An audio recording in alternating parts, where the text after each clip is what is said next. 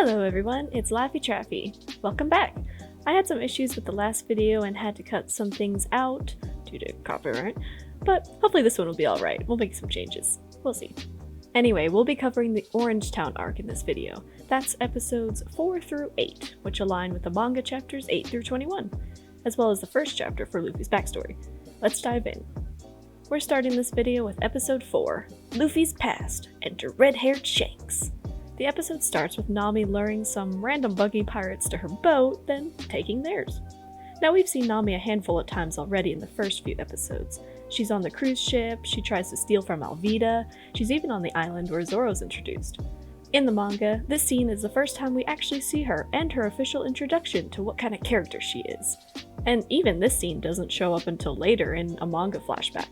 I like the anime's choice though because we've already seen her getting up to no good and little bits and pieces of her journey. Her and Luffy have their beginnings side by side, but they don't meet until now.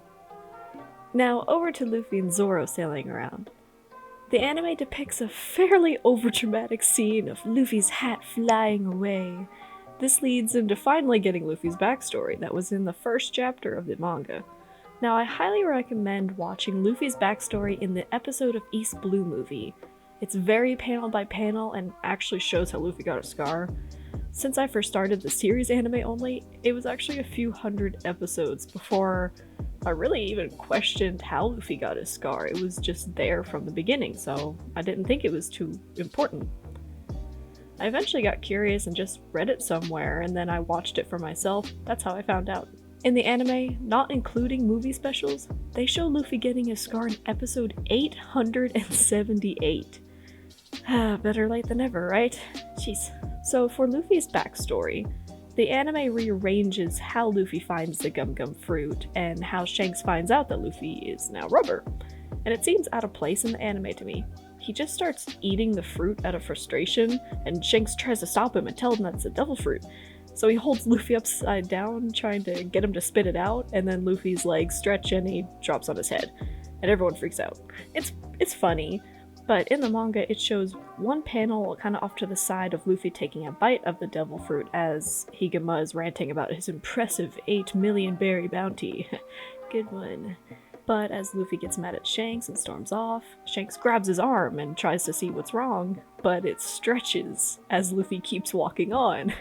None of them have any idea what's happening, and they all freak out, which is hilarious. And it's actually Lucky Roo who figures it out and tells Luffy it was a devil fruit, and Shanks just yells, "You idiot!" to Luffy. It just plays out better in the manga with timing and everything to me. Now, Higema roughs up Luffy a bit more in the manga in their confrontation, and Luffy isn't even shown fighting back in the anime, he's just laying there already defeated. Ben Beckman's fight is pretty awesome here. The anime doesn't show any of it, of course, except, again, in the movie, but the choreography is badass as he takes out Higema's entire crew easy.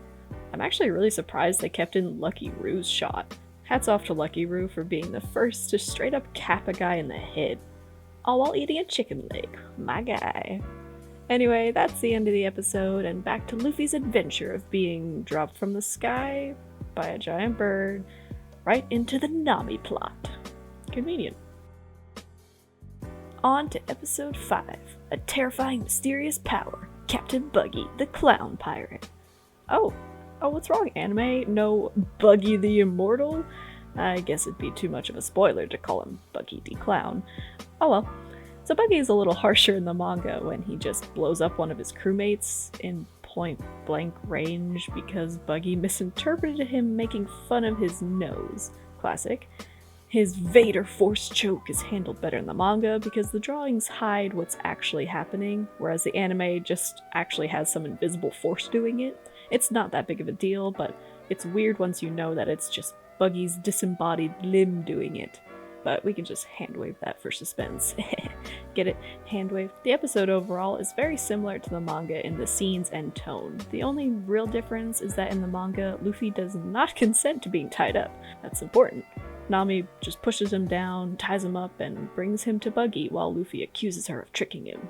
I don't know how Luffy would not be able to just escape, but I guess he didn't think Nami was too much of a threat. In the anime, he agreed to be tied up and doesn't care, but then is confused when she tricks him, which I guess is pretty Luffy-like too. But good job, anime. Consent is important. The rest of the episode, like I mentioned, is the same between the anime and the manga, so we'll just go right on to episode 6. Desperate Situation, Beast Tamer Moji vs. Luffy. This episode has Shushu's last stand with Moji and Richie destroying his treasure, which really pisses off Luffy. But when he finally confronts Moji in the anime, he doesn't have that same visual anger that he has in the manga.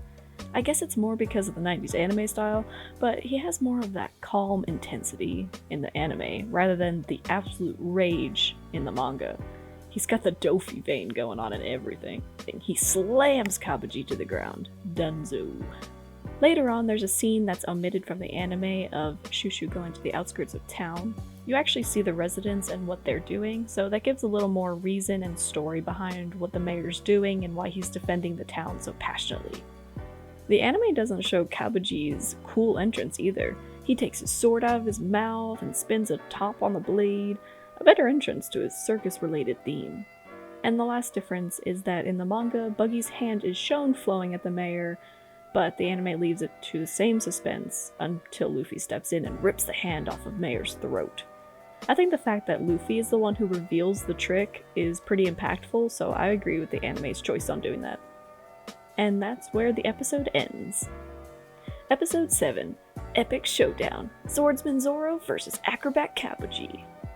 Kabuji? Kabuji. Kabuji? Kabuji. Kabuji. Solid. So there's a big difference with Zoro's actions in the anime versus the manga in this episode. As he's fighting Kabuji and sees he's trying to target Zoro's wounds, the anime depicts Zoro refusing to dodge the attack, then asking, "Is that enough of a handicap for you?" That's pretty badass, not gonna lie, but I think the manga had it even better. There's the same montage of Zoro on the losing end of the fight the whole time, but when Zoro's had enough of it, he easily knocks that attack to the side, showing that he's serious now and has more skill. He then turns to Kabuji and stabs himself. Like, damn, okay. It even freaks out Kabuji because he's like, what the? This guy's crazy. It's pretty good. Over to Nami's side, they show a lot more of her side adventures again, which I really like because it gives her more character development. Now, this scene with Buggy making fun of Luffy's hat is drawn out a lot more in the anime, but I think it works this time for dramatic purposes. It flashes by pretty quick in the manga. Wait. I don't know how I missed this the first time going through. Spoiler alert for the anime. Buggy knows that Roger gave Shanks his hat. That's Roger's hat that Buggy's destroying and shitting on. How did I not make this connection earlier? Maybe it has to do with the current anime episodes coming out again about their backstory, but I'm flabbergasted. Okay, this is a tangent for another time. Continue past me. But it's really funny in the manga because Buggy also spits on it after he stomps on it, which then leads Luffy to take the hat back and shove it in Buggy's own face, rubbing his own spit in his face. I don't really know why the anime chose not to show that, but it shows a lot of Luffy and Buggy's dynamic and both of their characters of just goofing off but being serious at the same time. Luffy was serious, that spit was his. Episode 8. Who's the victor? Devil Fruit Power Showdown. The majority of this fight and the rest is very on par with the manga. The flashback of Buggy and Shanks is a little odd in the anime because they have the same exact voice actors, and they're supposed to be very young when they're, spoilers, on Roger's ship. But knowing that, and knowing now that that's supposed to be Rayleigh, this is not Rayleigh. I mean, it's almost Rayleigh. The manga does a good job of showing a true idea of what Rayleigh was going to look like, but the anime changed it a lot.